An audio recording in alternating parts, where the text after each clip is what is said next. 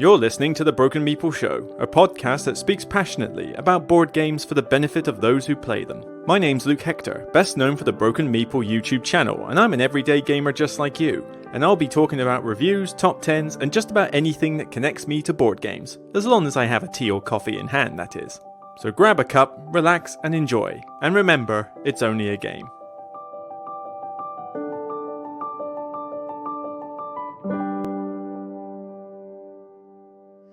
Hi folks, welcome to another Broken Meeple podcast episode. It is hot, humid, sticky, horrible. I hate summer. Yeah, I just hate summer. We've had like 26 to 28 degrees in the bottom of the UK the last couple of days. At least yesterday it was sunny and it was dry heat and it was a bit of a breeze. Today, there is no breeze outside. I can't get any air through this house. It is humidity up through the roof. I hate the summer. I really do. It just affects me in a bad way because I can't take the heat. You know, if it's in a sauna or a steam room, that's fine, but I just can't take uncomfortable heat or extreme heat. I also get proper sinus problems. You know, hay fever affects me, and I tend to be more susceptible to, you know, sneezing or colds or stuff like that during the summer because it just sends my sinus all over the place. And, you know, no antihistamine ever is able to do anything about it, and it's just... when is it September? You know, when's it September? But yeah, sorry for the lack of content recently. The UK Games Expo was last week, hence the format of this episode, but I caught a bit of a con crud from it. I also strained my vocal cords and had like post-nasal drip sinus issues, so yeah, you name it, I just kind of had a bit of a bleh head from, you know, anything from the neck up was just bleh for the last week. And even though I wasn't technically ill, the throat was still quite sore, and it's still not easy for me to get extended conversation out while raising my voice or without a ton of fluids on hand. So I've got, you know, if you can hear the jingles, I've got a massive, like, old-fashioned pint glass full of squash, full of ice cubes, because I can't have the windows open or the air cooler on while I'm doing this, because obviously there'll be too much noise, so I'm going to be sweating buckets during this show, but it's okay, because I'm going to go for a run or gym straight after this, and then I'll have a shower before my daily activities, so... all well and good, but man, you know, not fun on that front. But like I say, otherwise, health is fine. I put out a video yesterday, I'm doing this today, we'll see how my throat goes, and I'm behind on reviews, I've got tons to do, I've still got to do Planet Unknown, Moon, and The Number, and Mindbug, I've still got to do those 4, you know, I was going to do one as a full review, I think I might have to downgrade it to a quick draw review, because I just can't physically get the time in to catch up with all the other stuff I got to do, so we're just... you know, I'm going to have to try and belt out some content soon, but I know I'm very grateful that a few of you have been saying, you know, take the time off and look after your health. I'm not going overboard. You know, if my health gets out of hand, I'll stop, but I need to get some stuff done, you know, and it is just basically inconveniences and nuisances rather than, oh, I should be on a sofa with a thermometer in my mouth or something. It's not that bad, but, you know, we'll just go with that.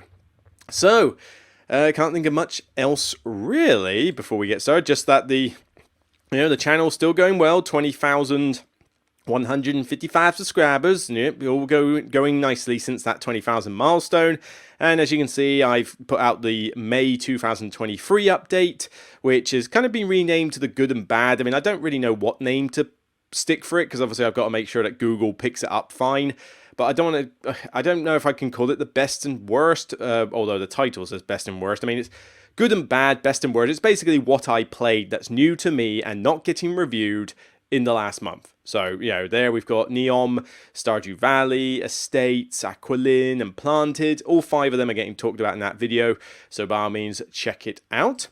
Other than that, like I say, there wasn't much content. You know, the top 10 house rules for games has not taken off as much as I thought it would, but, you know, there's been some good conversations on there. And then the last thing I did was the UK Games Expo preview. So yeah, there just really isn't that much on the channel to speak of right now because of, you know, UK Games Expo and having a proper bad throat. But there's more stuff on the horizon. I've got a ton of stuff to review. There'll be a Kickstarter monthly thing this month because last month there just wasn't anything interesting on Kickstarter. At least this time there's a few things I can talk about. One of which I'll be talking about on this video actually. And yeah, there's just plenty of reviews and hopefully a top 10 flip and write, roll and write games at some stage. And I do want to get collaborations back on. I know Sam Healy has, said that, we should do something together, and it'd be fantastic to do a top 10 with him on a live stream. So we shall see what we can do. But yeah, suffice to say, just bear with me for the summer, because the summer is always really hard for me to do recordings because of the the heat and the sinus and that. Anytime I do any recording, I have to shut all the windows and everything to get rid of the outside noise, which means the heat just builds up like crazy. And I've tried everything I can do. I've got air coolers. We don't have aircon in UK, remember. I open the windows, dress light. I've even opened the loft hatch. It's there open all day to let air circulate out through it. And to be fair, that's actually made quite a bit of a difference. But when it gets to humidity, the loft hatch doesn't really help. I need air to circulate through the building, and so sticky, humid days don't work. But it's done a pretty good job the last month, I'll give it that.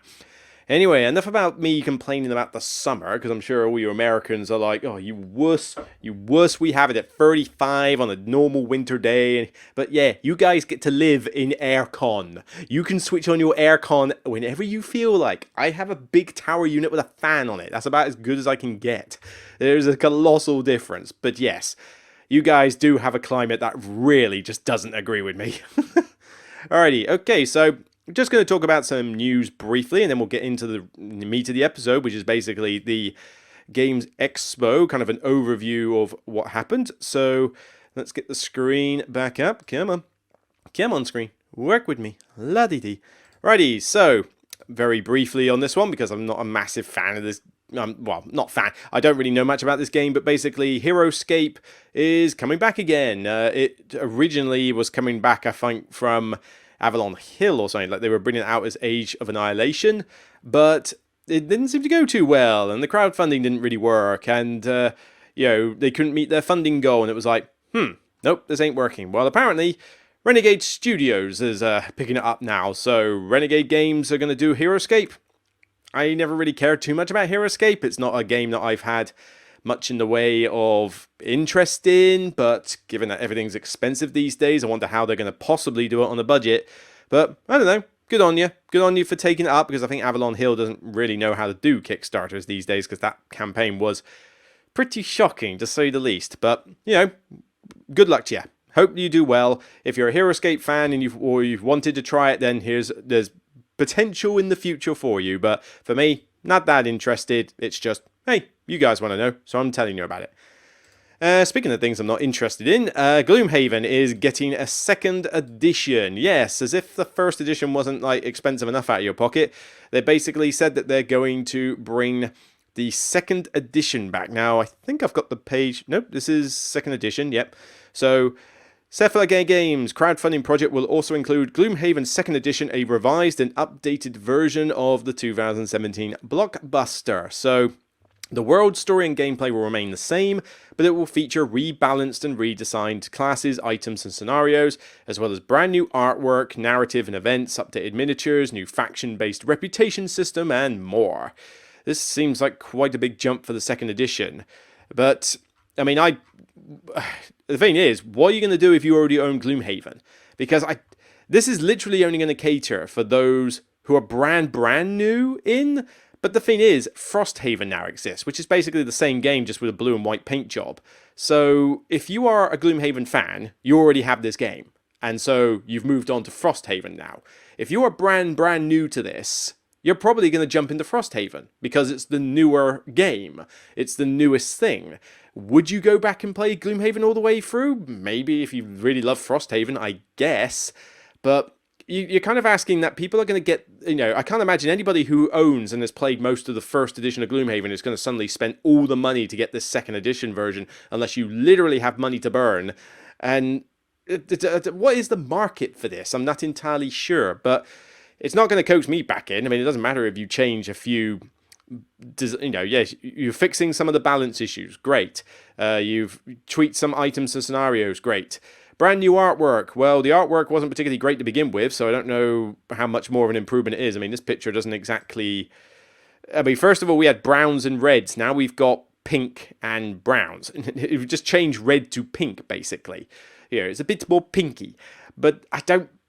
the core gameplay is still going to be as it was before, and that's the bit I wasn't a fan of. You made a Euro game and you pasted a dungeon crawl theme around it. It's like, I want the dungeon crawl, not the Euro game with this sort of thing. But, I digress. I'm sure there's a lot of people that are going to be hyped up for this, and it's Gloomhaven, so of course anything with the word Gloomhaven in it gets hyped up, even if it's trash. Founders of Gloomhaven.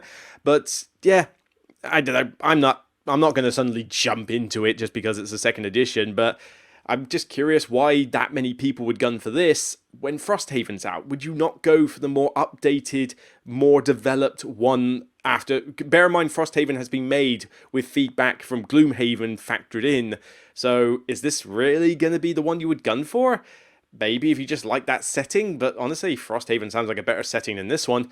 I don't know, but it's one for the fans. I'm not one of them, so what do I know?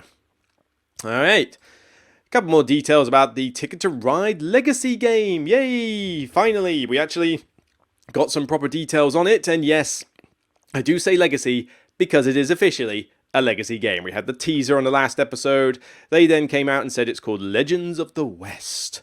And this will be a full Legacy game. So you will embark on 12 journeys across North America, on the East Coast, working their way to the West, blah, blah, blah, meeting challenges along the way. You will complete your tickets, but you will need to develop other skills if you hope to uncover the unexpected events and your resourceful rivals. And you will continuously fill your vault with earnings, and you will open frontier boxes to unlock new rules, blah, blah, blah. It's a Legacy game, what do you expect?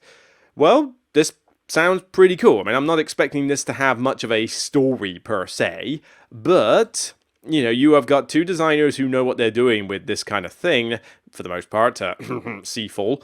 But you also have, Alan Marmoon, and this is Ticket to Ride, so Ticket to Ride is always going to be a fun game. My friends have already demanded that I play this with them and their child. Not sure how I feel about playing it with kids, but, 5 of us as well makes for a very chaotic game.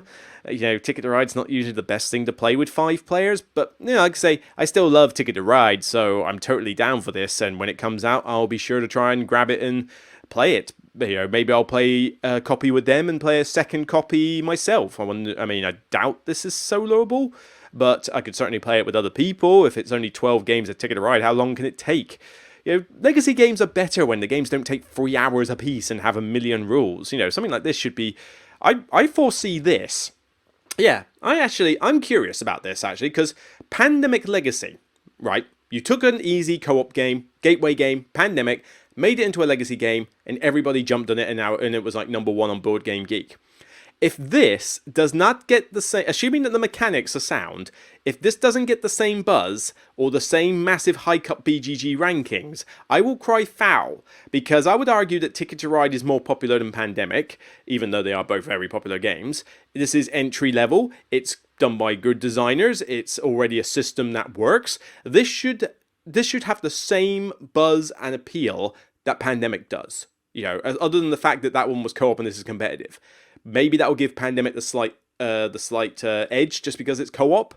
But if this doesn't do anywhere near as well, I will cry foul. Because there's no reason this shouldn't have a similar level of appeal. And I say, I can't wait to try it. Alright. What have we got now? We have got... Oh, yes, the big one. I don't have much to say, but... Whoo, the title says it all. Upper Deck sues Ravensburger over allegedly stolen Disney game. Now, at the Games Expo, there was a game being shown called Disney Lorcana. It's a trading card game from Ravensburger, which, I would love a card game based on Disney. All right, this type of game I'm sure is going to be great fun to play, and I would love to try it. The queue was something like 90 minutes at the start of the day just to get a play of it. Not there to buy, you were just to get a play of it. I'm sorry, I'm not that desperate for the game that I'm going to stand in a queue for that long just to play the game, I'm not sure why it was that popular or like that hyped. It could be really cool, but haven't we got to the point where we're sick and tired of trading card games? Magic the Gathering and stuff like that is obviously popular, but trading card games means splashing out money on booster packs in order to get rares, which causes power creep, it causes inflated secondhand markets, it just causes people to lose all their money. And in the day and age where the economy's gone to pot, is this the sort of thing you want to be splashing out money on? Don't get me wrong. I would love to be having one of these decks where I can say, right, I'm going to control Mickey Mouse and combine it with, Simba, Aladdin, or Cruella de Vil, Ursula or whatever. These seem fantastic. It seems like a fantastic idea. And I'm sure the game's probably fun, even though it kind of basically looks like magic. But the thing is, why is this in the news? Because Upper Deck apparently already had this idea. They claim it was allegedly copied by a former employee. So essentially, they were working on a trading card game. I wonder if it's got the name here. Not sure if it mentions the name. I'll let you know if I spot it. But basically, an employee of Upper Deck was working on a card game. And I'll read it from this article. Check out gizmodo.com if you want to look at the full bits. But here you go. So let's have a look. We invested significant time and resources to develop a new and novel trading card game. Blah, blah, blah, leadership values, blah, blah, blah. We want gamers to include, we encourage competition, whatever, PR speak. Get to the point. So what do we got? Later, after reviewing the claim, we at Ravensburger stand behind... Oh, God, there's all this PR speak that you get. We at Ravensburger could stand behind the integrity of our team and the originality of our products. We respect competition... Makes me sick when any company out there, video games and board games, do this thing where the PR person takes over and writes your article for you. It's so cringy. It's so fake. Hate it. But here we go. The complaint outlines a single employee, the contracted lead designer of an in-progress Upper Deck product called Rush of Ecor, which sounds like a boring title, but that person left Upper Deck in the middle of the project. Something to do with we don't know the full details, but we think it was something to do with like the product never getting off the ground, or he couldn't get Upper Deck to sort of publish it, that sort of thing. He then went on to Ravensburger and began working on Lorcana. While proving ownership of mechanics is difficult, as many game mechanics can't be copywritten, it's possible, but cool, blimey, is it hard. Upper Deck is claiming that the former employee used previously developed work to develop Lorcana. They point not only to the timeline of employment, but also to the very similar base mechanics of both games. So, they have released some, bits and bobs out, and, if you do your Google research, you can actually find really sort of nitty-gritty details as to what they're doing. But yeah, suffice to say, this is going to be interesting. It's very hard to copyright mechanics, but, there could be some grounds for this. And there's a couple of video games out there at the moment. Is it called Not Us or something unknown? I can't remember, but there's a video game apparently that is sort of in the video gaming news where one company is suing the other because they believe they nicked assets from the other. Of course, we don't know the full story, but that one's been going on for ages. This ain't going to get resolved anytime soon. I don't think Upper Deck have officially served is it a subpoena or a lawsuit? I don't know law terminology. Where's Sarah Shah when you need her? But the idea with this is it could make the release of Lorcana interesting. Will they be allowed to release it when this is ongoing? Will this affect public perception in any way, shape or form? I mean, let's face it, content creators and publishers can get away with murder these days with the stuff that they do, and people will still buy their stuff. So would this make any difference? I don't really think so. If this gets released and the lawsuit is still ongoing, then I don't think people who play this game are going to give one monkeys. It's just going to be another one of those stories in the background. But I'm curious to see where this goes from here. If I get a chance to try the game, I will, but this isn't a game that I want to get invested in because trading card game. Not interested in trading card game. If this was an LCG or a standalone game that just got expansions like Sentinels or something, I'd be all over this because I would love it. But not as a trading card game. It's just not the format I'm interested in.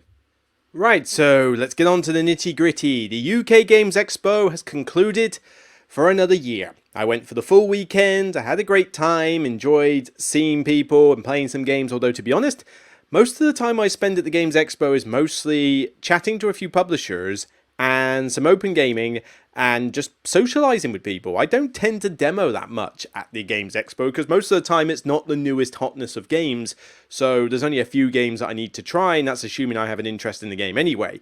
But yeah, I just mainly use it as a chance to meet people and, have a good time and just chill and be in the atmosphere. And yep, I got my wish.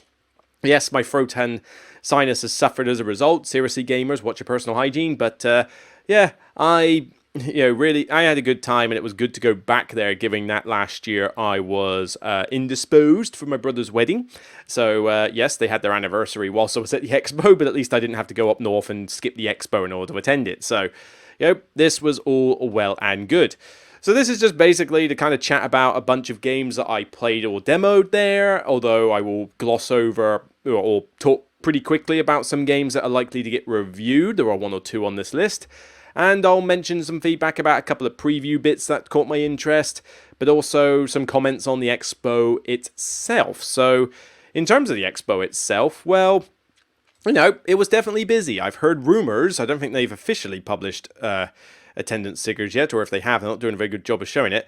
But essentially, I think it's like 16% higher attendance than their biggest attendance figure.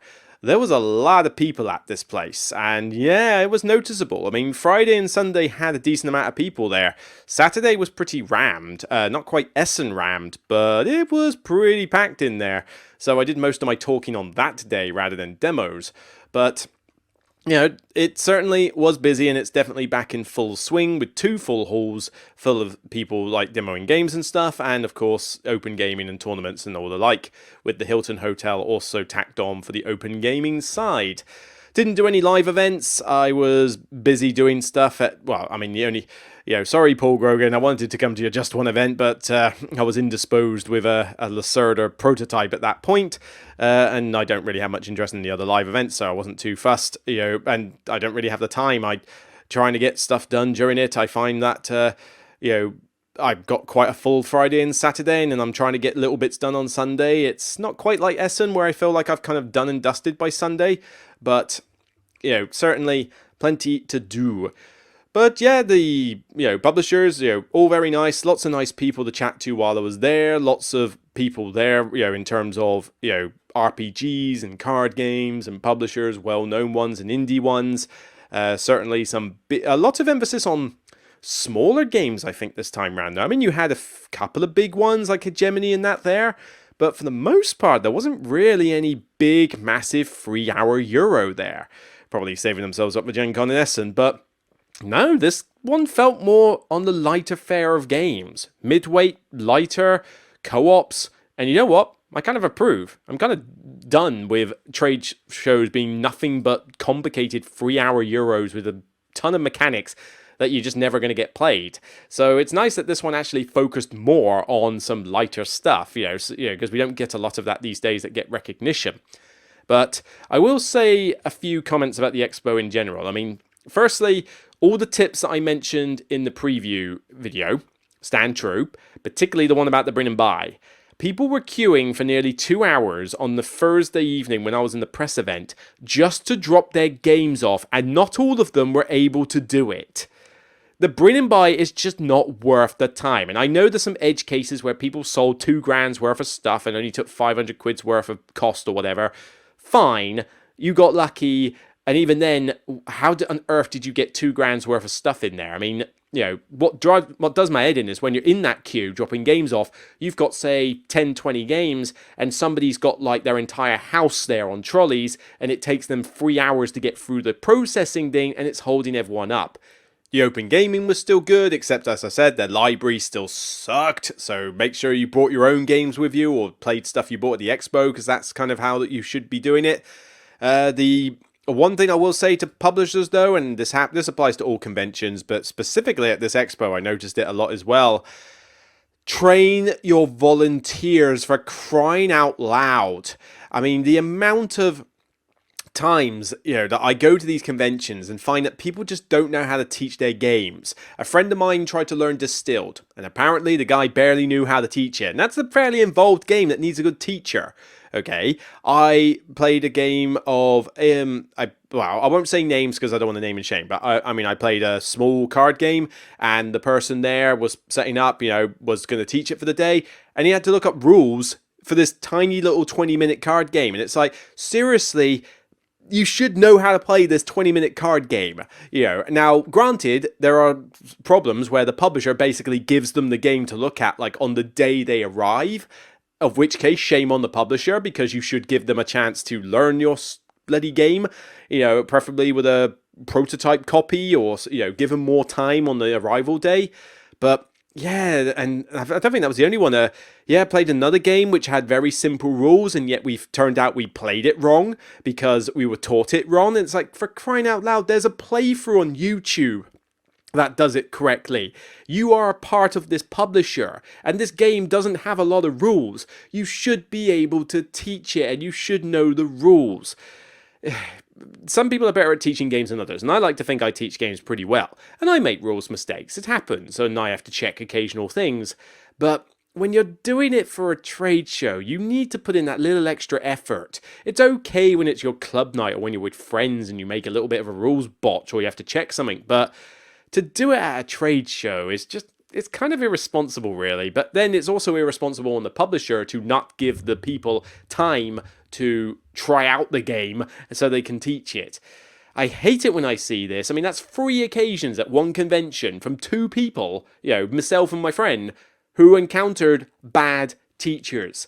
It can really put people off your games if you have a bad teach, and it doesn't give a good impression of the publisher or the game in question. You got to sort this out, publishers. I'm getting sick of it, all right? No. Ugh.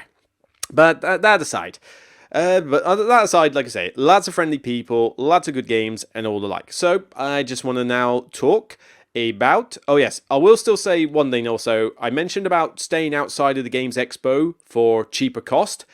I still stand by that. The costs of staying on site are just ridiculous. I mean, I looked up the hotels nearby for the dates for next year, and they were charging somewhere in the regions of about £125 plus a night. That is friggin' ridiculous. You're paying £400 plus to stay on site. That is just to stay at the NEC Centre in Birmingham, okay? I once paid for a week's holiday all-inclusive in the Greek island, Rhode Island, right, in the Greek Isles, for a week. I mean, granted, this was about a decade ago, so prices have inflated since then, but I did that for less than £400. Okay, it was a cheap deal, but we managed it. I don't expect to stay in Birmingham for £400. It's ridiculous. So I stayed off site in a guest house and I drove in each day, and trust me, that way just works so much better. Granted, slight issue on this occasion though, because we did have the slight train problem, because the train strikes picked a very bad time to do it. It messed up a lot of people, and it meant that the traffic getting into the car park each time was a little bit chaotic if you left it too late, and I got caught up in that on the opening day, and I actually missed the opening doors. So yeah, slight negative on that one, but that is a one-off. Every other year when I've driven in, it's been fine, smooth, right there next to the bus stop, good go, and you've just got to put up with the walk at night, and you obviously have to cherry pick what games you're going to carry around with you. So requires a bit of upper body strength and some strong shoulders and stuff, in order to utilize this method. But trust me, when you can stay, and it's not like staying nearby is dirt cheap. I mean, I think it cost me a good £70 a night to stay at the place I was at. But to be fair, it was done out quite nice. It had a spa tacked on. The breakfast was fine, but if I'd realised how much it was going to cost each day, I wouldn't have had it. It was a very quiet neighbourhood, so I got a good night's sleep. And it had probably the best bath that I've ever had in ages. One that I could actually stretch out my 6-foot-long body in.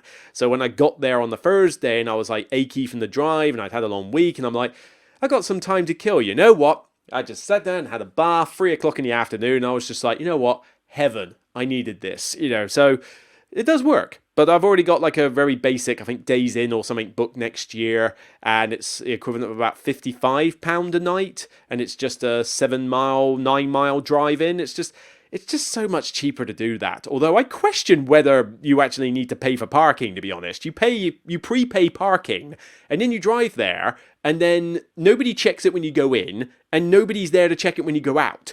So what is the point in paying for the parking? I ask you. I don't know. But, I presume somebody goes around and checks your... Well, then saying that, They must have a record of your number plates in there, so somebody must go around and check surely. But, has anybody ever got a ticket for staying at the UK Games Expo? I am genuinely curious. And of course, money-wise, take snacks. Food and drink at the expo is stupidly expensive to the point where it's daylight robbery. Paying £6.70 odd for a pint of Magners. I mean, that is ridiculous. Can't even get decent cider and I got to pay £6.70. The food is like sparingly in its portions. I mean, Subway sandwich is probably the best deal you're going to get. And even then, that's not, that's quite expensive. The expo really does know how to rake money out of people. And I don't like it for that. Always try to find a cheaper way of going to these conventions. And that's not me being stingy or me being a tax accountant. That's just me looking after my money, not splashing it out for no reason. I digress. Let's get on to the stuff you really want to know about, though. The games. Okay, so get in there. Right, so first up I'm going to talk and I'm not going to go into too much detail about these because my throat won't last. But we shall talk about The Rich and the Good, also known as Haben Gut. Yes, this is a English reissue of a game that came out in 2008. And I've always wanted to try this game, but I've never seen a copy of it. And my friend is like frothing at the mouth to try this game with me. So, and we were going to play it on Friday, but unfortunately the Book of Time we played took a bit longer and they had an early morning, so they had to leave early. But I promise you will get to play this game. Because I was curious about this. I am not necessarily sucked into Cult of the New. I like to try older games and see how things have developed. And some older games are still really good to the point where if something comes out new that tries to do something similar, a lot of the times the old game is just better. This one is where it's a very straightforward game. You're basically doing stock market selling. So you've got these different goods and, wood and paper and corn or whatever. And these markers track the prices and they will go up and down. And it's all about buying low and selling high. Traditional money making thing. But there's a couple of twists. You have these cards with the plus modifiers and minus modifiers in front of you. And you get a little bit of insider information before the round starts. But then during the round, these are flipped around so that the other players can choose from them. And so what happens is effectively the player has to pick a card from another player's row and apply its full effect. They then pick another card from a different player and apply half the effect. So you could be really ramping up something, but then you could also be trying to mitigate the damage from another. It's a cool, very clean system. I mean, super, super clean. I think this is a weird prototype copy because I don't think these pieces look different.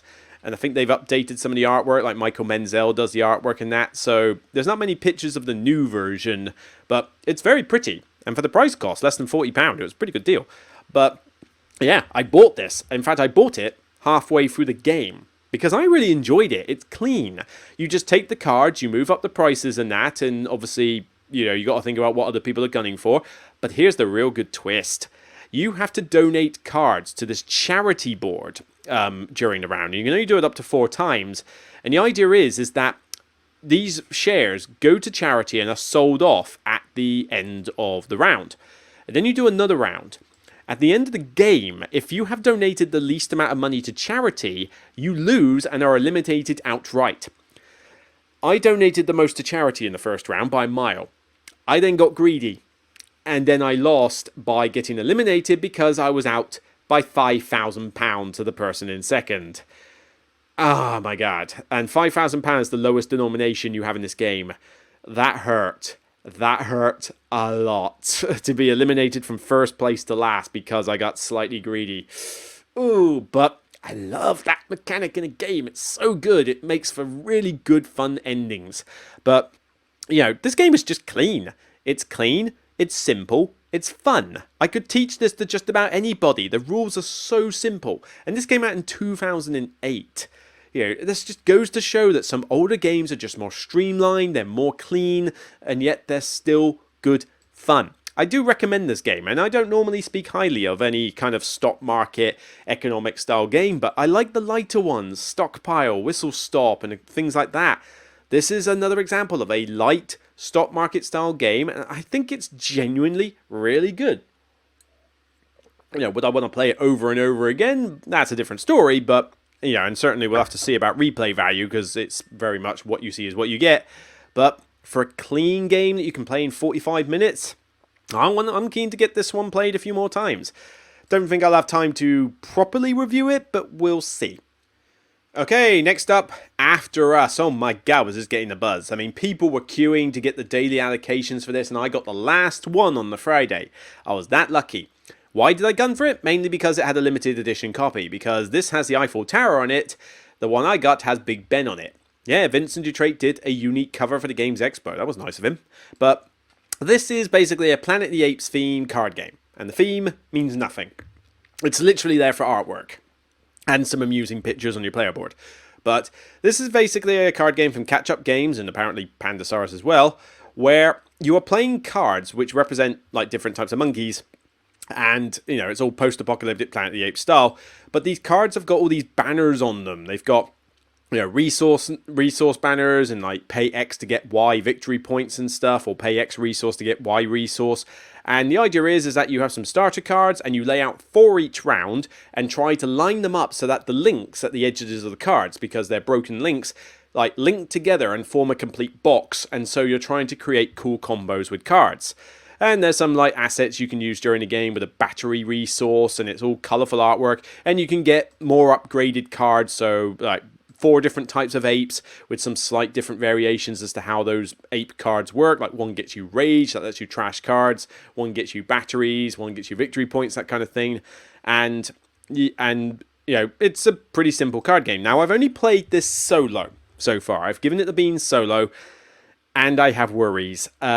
This game is not as fun as I thought it was going to be. Though that arrangement of the 4 cards thing is cool, but that's literally the game. That's all it is. And if that's of no interest to you, you're not going to find much else in this game to really shine.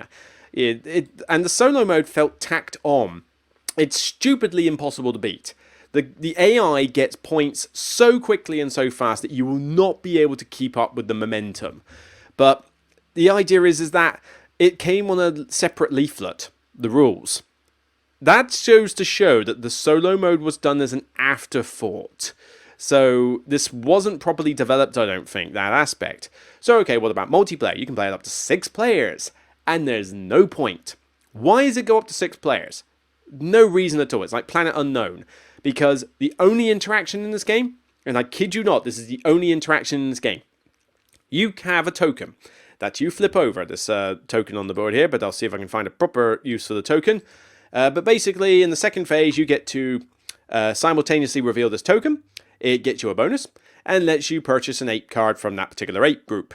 And for 2 resources, you can copy a bonus from a neighbor's token. That's it. That's all the interaction you have in this game. Wow. There is little to no point playing this with 2 or 3 players, apart from the fact that you don't want to play against a solo bot, so pretty much 2 players. Very little extra reason to play it with 3. 0 reason to play it with 4, 5, or 6. And you are only as fast as your lowest common denominator, so even though a lot of the play in this is simultaneous, it's still gonna have people aping like crazy over the 4 cards, and it's going to slow down. There's just no reason to play this with more than 3 players. You know, 3 is the absolute cap I'll play this with, and even then I've got to accept that for the most part I don't care what the opponents are doing. So it feels like a complete solitaire game with a solitaire mode that doesn't feel like it was developed properly. I mean, it's going to need some house ruling to really curb down the VP game, but there's no difficulty levels. What you see is what you get. There is no difficulty. You have to race it to 80 points, and the setup is all the same. There's no way to say, right, start it on a different level, or you get some more points or whatever, you know. Yeah, I mean, you can house rule that, but that should be developed in the mode. It just feels very, very tacked on. So this is starting to let me down at first, and if I get a chance to do a quick draw review, I will.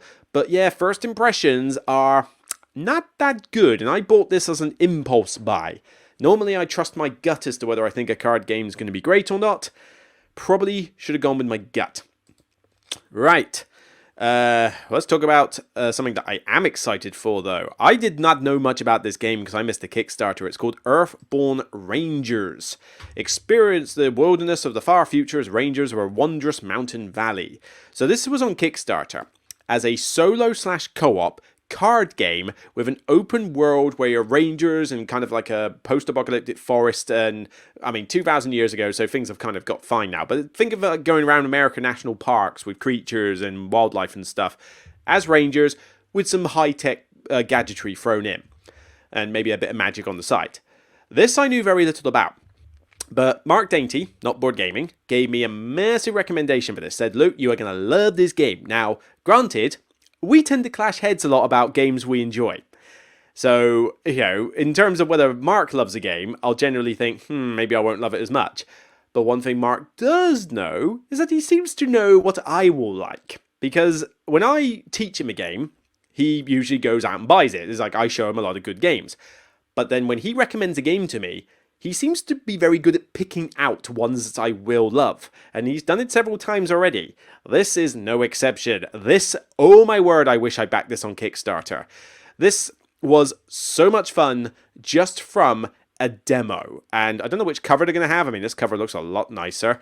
And I don't know how many pictures they have. In fact, I think they're going to be very limited on pictures. So I think what you see is what you get, really. But essentially, you each have your own personal deck, depending on which character you pick.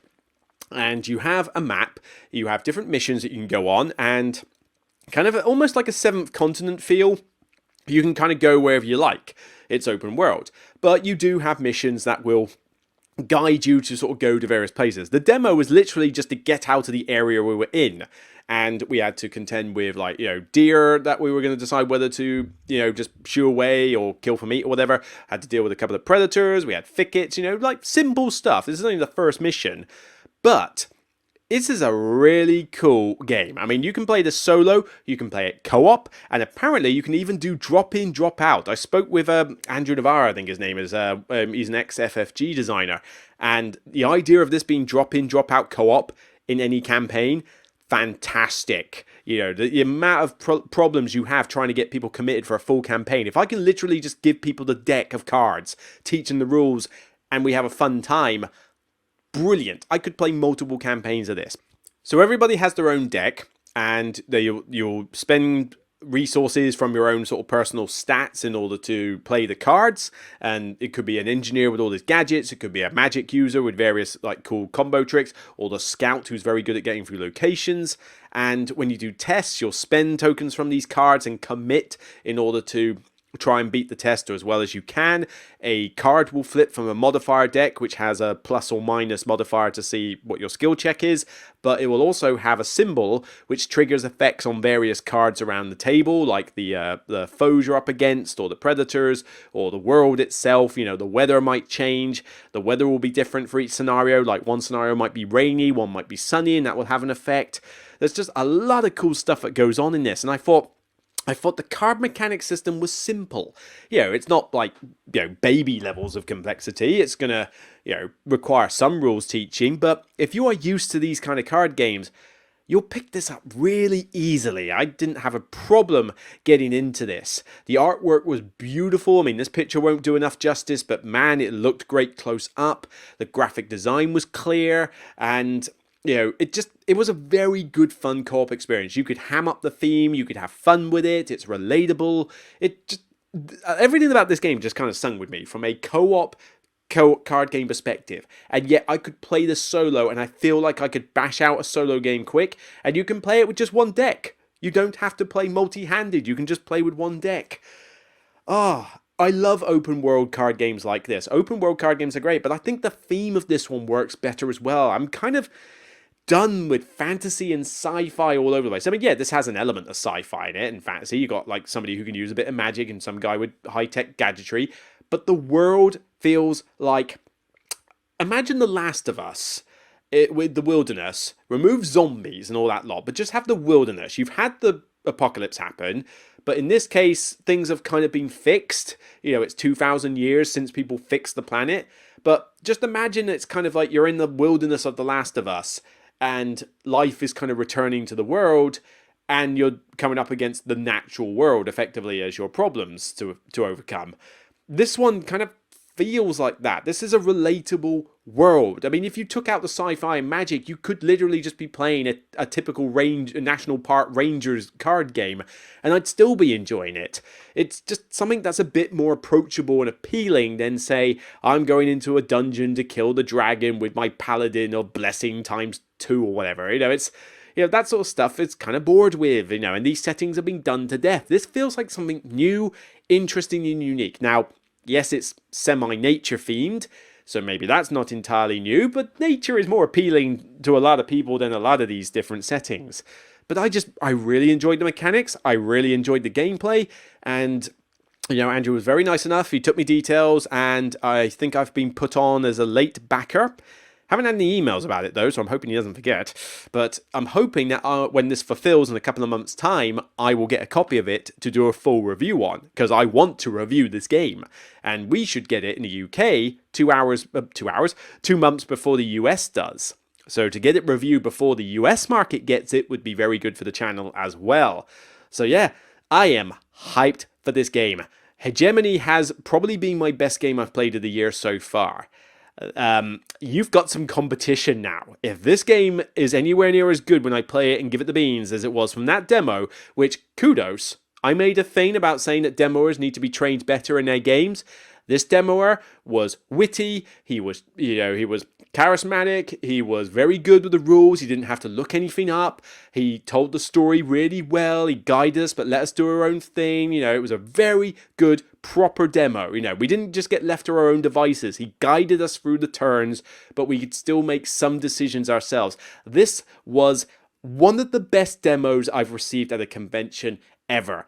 I've forgotten his name. There was only 2 of them there. I think he was on the one in the middle table. There was one right by the edge next to the walkway and one in the middle, sort of in the middle of the booth. But whoever you are, you did a fantastic job. Kudos and commendations to you. You need to do more demos because you know what you're doing. But yeah, I can't wait for this game. Thanks, Mark, for the recommendation. I am hyped for this game. Woo-hoo-hoo. Right. Now let's flip things on its head. Inventions, evolution of ideas, and I'm going to put evolution of ideas in quotes. More on that later. This is another one that, Mark Dainty sort of recommended, mainly because both of us like Lacerda games. Case in point, I have 4 right behind my head. But one thing I will say about Lacerda's games, they reached a peak. And then they've been dropping since. On Mars was too impractical despite being a fun game. Weather Machine didn't really get the theme much out of it. It felt like other Euros, and I like it, but I don't love it. And I didn't like Escape Plan at all. So I'm curious as to when Lacerda is going to reach the peak of something like Kanban and Gallerist, like behind me, the pinnacle of his design, the 10 out of 10 heavy Euros. Would this be it? Well, by theme, it sounded like it would be. I mean, Inventions, I like Inventions as a theme, that's all well and good. And Mark very kindly taught us the game, forgetting the checking the rulebooks and stuff. This is a very hard one to teach, and the teach has nothing to do with my opinion of this game. And like I say, I played it with good people, and we had a good laugh. But I am going to say this, and some of the Lacerda fans are going to hate me for this. I don't think this game was particularly great. It's not a bad game. I don't think this is bad. I would still play this, but this is kind of on par with something like Weather Machine for me. It exists, it's fine, it does what it sets out to do, but that's all it is. I didn't really get much from this. In fact, I said put evolution of ideas in quotes, because for a game that's called Evolution of Ideas, this game doesn't evolve a single idea in Lacerda's designs. There is nothing new in this whatsoever. Now, that's a prototype, so I got to see if I can find I think that's the prototype. So I'm going to see if I can find some actual imagery from this, because it's probably just prototypes. Oh yeah, here's some rendered ones, that'll do. But what you're essentially, it's going to be hard to describe it, because frankly the theme just barely exists here. So how does it work? Well, it's worker placement. Pretty much for the most part, you put a piece out and you select an action, but you have these cards that represent the different inventions, and the idea is that you have to present the idea unflipped, you have to then invent it, flip it over, and you can possibly innovate on the idea to get more bonuses and whatnot. But And then with these tiles that you collect, which are based on the actions that you do, you place them on your player board in whatever fashion you like to try and score victory points for generic reasons. I think you can see where this is going. If you thought Weather Machine didn't have a lot of theme, then move over Weather Machine. Here's Inventions. The theme is just non-existent here. Yes, your invention of iron or whatever leads you to get this card later, which does this. That's pretty bare bones on the thinking part for the theme. And even then, I question why I need mathematics to make eyeglasses rather than, well, say glass. But it's, that's a different story. But this whole bit with the grid means nothing. There is no reason to have this petty little grid with some bonuses that cost more resources to place down when you place them next to each other. Some of the objective tiles that you get that score you points for placements, they're relevant for this, but there are some that don't even care what you have placements. You can literally just put them on this grid where the hell you feel like. But it's well made. It's Ian O'Toole's artwork, which means that it will be presented nice, although to be honest, this is a very beige and brown game with some sage green or dull blue, imagery for that, so the artwork's fine, but it's still a fairly bland looking game. It's just good graphic design, because this is Ian O'Toole's shtick. Doesn't necessarily make the most beautiful game ever, but it will make the most easier, well, I say easier to read, more on that in a minute, but, he'll make a well-presented game. Now, the game is not bad. I enjoyed it. But nothing here feels new. Nothing here feels different. Kanban and Gallerist and Vinyos and Lisboa, they feel different. They feel unique, and they really do well with their themes, particularly Kanban and Gallerist and Vinyos. This one doesn't do anything with its theme, really. You've got these worker placement spots. You place a little pillar on them, and you do one of the two actions, and you can't go back to that row until the next era. Fine, standard worker placement. You have the different types of technologies, and you place a worker on it to say that you have that technology, which means you can invent cards that require it. Okay, fine. The map here, you put meeples on the map, and by moving them around, you can get bonuses and score victory points. Okay, great. And the invention cards, cool blimey, the rules to this game, you need a step-by-step guide to every action in this game in front of you at all times, because the amount of times that we had to backtrack because we got to the point halfway through an action and realized, oh, we can't do this, there's none of our meeples there, or we don't have this or something. It's like Weather Machine in that respect. A lot of clunky aspects that kind of get in the way and force you to backtrack, unlike something like Kanban, which is just action points and some very simple actions. But this one, the actions themselves, nothing just feels that interesting here. I present an idea. Great. I'll put the card down face up on this board and I'll get a bonus. Great. All right. Now I'll invent the idea. I'll flip it over. And there's my meeple on it. Cool. Another bonus, I guess. And then we've shared the idea. Cool. Card goes away. Here's some more points than that. The end. Nothing feels very climatic. It feels, every round, every action that you do feels anticlimactic. Like nothing feels that rewarding. You can get yourself in a situation where you just run out of stuff to do. Although I don't think I had that problem, but others did. And, if you don't get these tiles at the end on your board, you're not going to likely win the game points-wise. You really have to gun for some of these objective tiles in order to score a decent amount of points. But yeah, this game just didn't feel that intuitive. It didn't feel that interesting from a mechanic perspective. The most interesting mechanic you have is the fact that you can chain actions. So when you do an action, if you have these chain tokens available, you can pop one down on a tile like these ones here on the map, and it lets you do a bonus action. So it's mainly about that. We've seen similar to that before, though, in other games. Things like Gallerist and a couple of others will let you do bonus actions for spending stuff. Again, this has an influence track, and if you can't get high enough up the influence track, you won't have many of these chaining tokens to use anyway. Most of the time, you'll have one per era. If you're lucky, you'll have two in a couple of eras. Maybe one era. But 3? You'll be lucky to get your influence up that high, mate. So even the chaining thing isn't something that happens a lot. But what the chaining thing does do is that it makes the downtime ridiculous, because somebody will take a while to think about their turn, then they've got to go through all the steps of their turn, and these actions aren't short, they're multi-step, But then at the end, they go, right, I'm also going to then chain this action, which lets me do this other action in full, start to finish. So you can have people going around with like effectively 2 turns in a row, and these aren't short turns. This game takes a while. You know, well, not as long as some other games can, though. I mean, you are going to hit the 3-hour mark, and maybe you could get it down to 2.5, so it probably does have a slight lower length, but you are probably looking for most games, particularly if you're teaching it or it's your first game, to get 3 hours or so. I don't know, the game is fine, I don't dislike it. It's decent enough, but we're talking above average here. 6 out of 10 at best I could give it. I can't recommend it because I just think that there's much better Laserders out there. These 4 are the ones I keep. I'm going to keep these 4. If I'm going to have a 5th, I'm not going to have a 5th Laserder game. I tried that with On Mars and I sold it. So you've got to supplant these 4 behind my head to get on my shelf. And I'm sorry, this doesn't come close. I'd rather play some other heavy Euros rather than this. Ones that introduce more like interesting settings or more theme, you know, or just aren't the same thing rehashed, and that's kind of what this feels like. It's another Laserder. It's a decent game. It will test your brain cells. It will give you a satisfactory experience, but satisfactory is not enough. I need more. So yeah, not one I'm going to back on Kickstarter, not one I'm going to own.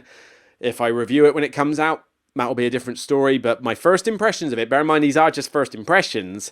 Maybe I just need more games of it. But yeah, this one just didn't really excite me. And I was really hoping they would do more with this Inventions theme. But now it's just generic cards, put meeples out, get some tiles, put them on a grid, get points. If that sounds entertaining to you, then by all means, go grab it. Right, I need to speed up a bit here. So, Beast. This one I played the other day at my club, so this is a slight cheat, but this was at the expo in high regard. So you as a beast are hiding from several hunters as you are going around killing sheep and people and stuff. You have an objective to do based on a scenario, and much like other hidden movement games, it's a case of one versus many. So the theme sounds really cool, and I was definitely keen to try it. So I jumped in, played the beast, and generally thought, okay, cool, this could be fun. I get to play a big wolf, you know, Fangria, let's go. You need to temper your expectations a bit for this game. This is a new publisher, and it was a first Kickstarter. That is alarm bells, because those don't tend to do very well on Kickstarter, with some exceptions, of course. But yeah, you need to be a little bit wary of these, and if your expectation going into this is that this is going to be a full hidden movement game with stealth and stuff, you're in for some disappointment, because hidden movement doesn't really qualify in this game. 90% of what you do reveals you on this map. The hunters have 101 ways to track you down and reveal you. So you're not really playing this as a hidden movement game. This is almost dudes on a map, basically. You know, for the most part of the game, you will not be hidden, or you'll be easily found. So yeah, maybe that ties in with the theme a bit, but that does not really qualify this as a hidden movement game. You draft cards around all the players, including the beast, because there's 2 different actions, 1 hunters, 1 beast on each card. And so before the round starts, you're trying to think, well, which cards do the hunters need, but then what do I not want to give the beast? And the beast is like, well, what do I not want to give the hunters?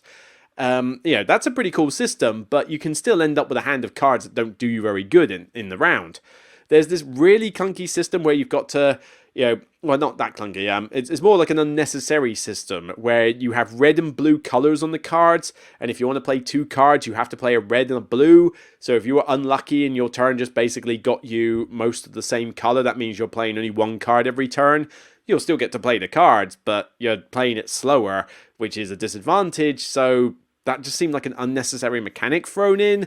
The rulebook is not written very well. There was a lot of rules book checking. There's a lot of FAQ moments. There's not much else I really want to say other than go watch the Dice Tower review, but also go watch a review from... who were they again? I'm going to have to try and look this up. Hold on a second. Let's go to YouTube, because I want to give them credit, because I thought it was a good review. So, Beast Review Board Game. Okay. Is this it? Is it Board Game Rundown? Was that it? Yes, I think it was Board Game Rundown. And this is a really decent review. So ignore the ones below this. You just want to look at the Dice Tower one, and you want to look at this board game rundown one. We can ignore the others there. So these two give some pretty good takes on the game, particularly this board game rundown one. And yeah, it just feels like this one needed more time in the oven to stew. It's got all the hallmarks of a first Kickstarter. Shaky rules, some stuff underdeveloped, complete imbalance. I mean, some of these character powers and characters in general feel woefully undervalued compared to others.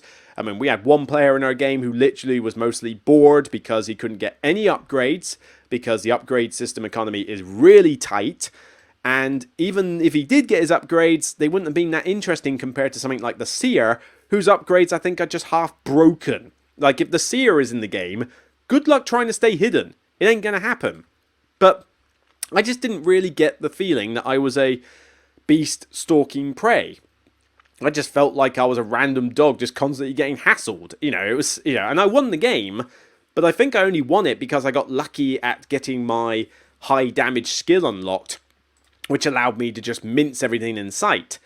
If I didn't get that, I think I would have had a very hard time trying to win as the beast character. It definitely feels skewed in favor of the hunters. But yeah, it's not a bad game, but I think it just needed more development time. Right, I got to try and speed things up because I'm really starting to suffer at the moment. So, Books of Time. It's getting a quick draw review. I'll talk about it in more detail then, but it's a semi-deck building game, except you're building up 3 books in front of you and shoving pages in it, which you then get to activate the abilities, turn the pages, etc. in order to score victory points. Yes, it's not much of a theme per se, and it's basically an economy engine efficiency game, but this is pretty neat with the way that you create your books and create janky combos, because the order of the pages can be important, but then also what pages you combo with others, when you turn the page, when you close the book. There's a lot of cool mechanical stuff in this game, but there are 1 or 2 minor concerns I do have with it. But like I say, I'm giving it the beans at the moment, including the solo mode, and I will do a quick draw review of this. So I'm going to give more details then, mainly because my throat is starting to give out on me at the moment. But this feels like a refreshing change of pace for Board and Dice. Their recent games have not impressed me. Terracotta Army, Tabanusi, and Origin First Builders, etc. They all felt average at best. And it's like you're rehashing the same thing over and over again. You've got to change tacks. This feels like a change of tactics, a change of path, a branching path for the company. And if you carry on down this road, I think this will lead to greatness. You know, at the moment, I would consider this to be a good game. I need to play it some more, but, this feels like a step in the right direction. Keep going in this direction, and I have no doubts that you're going to create an absolute belter at some point. This is what you needed. New innovation, something different. The War of the Ring the card game. I've already played the War of the Ring the card game, and I think it's amazing. But you really need 4 players. I got to play the solo co-op version with one of the people at Ares Games, and there's not a huge amount to say on it, really. It's basically War of the Ring, as you played it before, except against the Shadow, which I don't approve of having Shelob on the cover, but never mind, at least it's not too prominent. But essentially, it has specific decks for the bad guys, and you play 1 or 2 player, one-handed, two-handed, whatever, against the AI deck. I was really impressed with this though, because as a co-op game, you're discussing with your partner and you're doing really cool stuff. But also, this little flowchart here on this card is all there is to learn. As long as you get the core concepts down of how the AI deck will operate, like its priority thing, which is not difficult to understand, like it will only go for a combat if it thinks it can win, that kind of thing. This flowchart that you follow for their turn actions is pretty quick. This is well designed, this is pretty smooth, and it doesn't require a lot of piloting from the players. This impressed me so much that I actually got a review copy of War of the Ring the card game from them at the time. So I will do a proper quick draw review of the game, although probably will take me some time to get that one because I have other stuff to do and it's hard to get this one to the table with 4 players exactly, but I will do a review of this one. But I am now really excited to get the expansion to this so that I can play it solo and co-op more, which means I'll be able to get it to the table more, because I do think the game is a genuinely good game. I have played it before, it's just I didn't do a full review because of the hardness to get it to the table. Well, this just made it a lot easier. It's a really good expansion. If you're into this one as a solo co-op thing, you're in luck, because it's on the way in a couple of months to 3 months' time. And lastly, I just want to do a quick shout out for a preview of a game that I'm interested in called Kutna Horror. I don't know if that's how you pronounce it. The City of Silver. This is from Czech Game Editions. Now, Czech Game Editions didn't have much in the way of new stuff there, but they were showing off the new expansion to Lost Ruins of Arnak, which is mostly more of the same, but it also has a solo campaign in it with story elements. Yes, I'm going to buy it when it comes out. I love Lost Ruins of Arnak. I want this expansion. Give it to me now. So that's a surefire hit. If you love the game, you're going to love this expansion. This is something they've got in the pipeline though. And I don't normally talk about preview games, but this one has me interested because new designers designing the game with a theme about something that they hold dear to them. Okay, cool. That's always a good start. The game is mostly Euro as you would expect it. You know, it's set in a Czech Republic city that was apparently really good for silver when they discovered they had a ton of it laying underneath their feet, basically. And, you know, there's a prototype component, so it's not final imagery, although it is based on actual buildings. As you can see, they did their homework. These buildings represent what's actually there, so kudos to actually taking some pride in your work. But it does have a black board, and so far it's not exactly the best looker out there. But early days, I'm not caring about the looks. What I care about is the mechanics. Now, you build up a city above board. You also build mine shafts below. And you take control of areas and you get resources in order to contribute to a cathedral and build more buildings. Now, that alone doesn't sound overly interesting, does it? That's not what's getting me interested in this one, though. Firstly, the mechanics seem pretty straightforward. This felt like a game with a decent amount of depth that didn't have a ton of complex mechanics. But here's the bit I really like. Let me show you something. Not that. This. So what exactly is this? This is a dynamic price market. So you basically can control the prices of the goods based on the actions you're doing, what the actions of the opponents are doing, what the population of the city is, etc. This sounds great. This sounds like something that will make the interaction in the game worth it. Think hegemony, where all the actions that players are doing are influencing the game as a whole. This sounds really cool. It gives me a kind of almost like a feudum feel, where like those 6 guilds you had, what people did with the 6 guilds influenced what happened in the game. This one feels the same. I could build a sawmill, but if I do that, I'm lowering the price of wood. Should I build it now, or should I hang on to it and just let the price of wood be quite high for a bit, especially as you want some of it? That sounds really, really cool. I really want to try this game out purely based on this mechanic alone, because it's not necessarily something brand new, but it feels different. It feels like a good reiteration of something we've seen and making it better, making this not just seem like a bland multiplayer solitaire Euro. You know, it's the USP of this game. You know, the rest of the stuff I described you've seen before, so I couldn't really entice you to the game based on that alone, but I could with this. I'm definitely interested to see what this does later on in its development, but yeah, you know, this is the only preview I'm going to talk about, but yeah, I'm excited for the City of Silver. We'll see how it goes. Right. That's it, guys. I've been struggling for the last half hour. I've had to take breaks. Constantly editing for this is going to take me ages because I've had to constantly keep coughing and taking a drink. This has been going on for an hour and a quarter. I think I've long surpassed my current limit. So I'm going to wrap up this podcast. But hope you enjoyed it. Hope you got some feelings of stuff that I liked at the UK Games Expo. I really enjoyed it. Thanks for saying hi if you did, you know, shake my hand and, you know, just chat to me while I was there. It was good to see some of you. It was great to talk to publishers and creator friends that I've not seen in ages. And yeah, I look forward to next year, and hopefully I'll see you at some future conventions this year like Essen or HandyCon or the 24-hour board gaming marathon, GridCon, you know, all the cool work. So yeah, another good year for the Expo, and I look forward to 2024. So that's it for me on this episode of The Broken Meeple. If you like what you see, please thumb up the video, share it about on social media if you can, but also just check out the other content on the show. I did the best of May 23, but I've also started my Keyboard Cull series, so by all means, check out that one as well. Until next time, remember, Regardless of how ill you are, or whether your throat will give out, or whatever is holding you back, it's still only a game, so just have fun and rest up later. I know I will later. Oh well, take care. Bye for now, guys.